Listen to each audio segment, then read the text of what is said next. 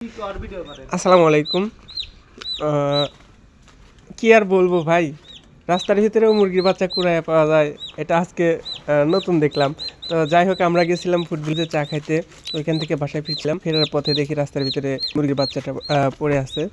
তো জানি না কোন গাড়ি থেকে পড়ছে, আল্লাহ মুরগির বাচ্চাটাকে হায়াত দিছে, সে বেঁচে আছে। তো তখন তো উত্তেজনার কারণে ভিডিও করা হয় নাই। এখন ভাবলাম যে হচ্ছে বাচ্চাটার ভিডিও করি। বাচ্চাটার জন্য আমরা ইনশাল্লাহ খাদ্য কিনলাম, তিনজন মিলে, জুবাইর আছে, সোহান আছে, তো তিনজন মিলে বাচ্চাটা লালন পালন করবো। নাম পড়বে, বাচ্চাটাকে দেখি ব্যবস্থা করতেছি। জুবাইরের বাসায় মুরগির আমার আছে, ইনশাল্লাহ এখানেই বড় করব। যা খরচপাতি হবে তিনজন মিলেই ইনশাল্লাহ বহন করব। বাচ্চাটা বড় হলে ইনশাল্লাহ এটাকে দিয়ে ভালো কিছু করার চেষ্টা করব। ভালো কিছু বলতে পিকনিক ছাড়া আর কী হবে। আমাদের কাজ কাম তো হচ্ছে পিকনিক পিকনিক আর পিকনিক। তো এই বাচ্চাটা দিয়ে আমরা পিকনিক করতে যাচ্ছি। সবাই দোয়া করবেন ইনশাল্লাহ বাচ্চাটা যেন ভালোভাবে বড় হয়, সুস্থ থাকে।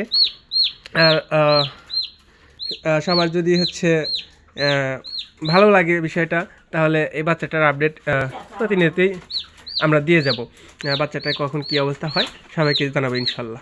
সবাই বাচ্চাটার জন্য দোয়া করবেন। আসসালামু আলাইকুম।